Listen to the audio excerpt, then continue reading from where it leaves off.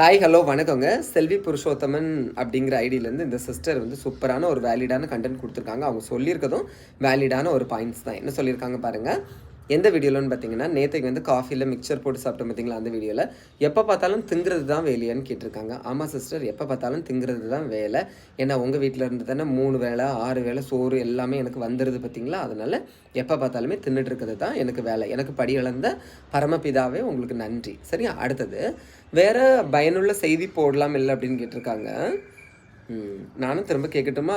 எப்போ பார்த்தாலும் இதே தான் உங்களுக்கு வேலையா? பயனுள்ள வீடியோக்களில் ஏன் உங்களோட கமெண்ட்ஸ் எல்லாம் இல்லை? இதை கேட்டால் உங்களுக்கு ரோஷம் வந்துடும். நேற்றுக்கு இந்த காஃபியில் மிக்சர் வீடியோவும் போட்டிருக்கேன்.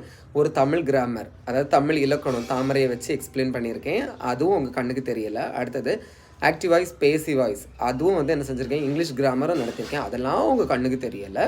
திங்கிறது அப்புறம் வந்து கிளாமரஸ் வீடியோ மட்டும் உங்களுக்கு தெரியுது. அப்படின்னா என்ன அர்த்தம்? நீங்கள் அதை மட்டும்தான் விரும்பி பார்க்குறீங்க. ஆனால் வேக்கையான விளக்கண்ண மாதிரி என்ன செய்வீங்க, கமெண்ட்டை மட்டும் இப்படி போட்டுருவீங்க. ஓகேவா? நல்ல வீடியோக்குள்ளே இருக்குது, தேடி தேடி பாருங்கள், நல்ல கமெண்ட்ஸ் போடுங்க. சரியா சிஸ்டர்? உங்கள் சம்பாத்தியத்தில் நான் ஒன்றும் சாப்பிடலை. சரியா? பிடிச்சிருந்தா லைக் பண்ணுங்கள். தேங்க்யூ.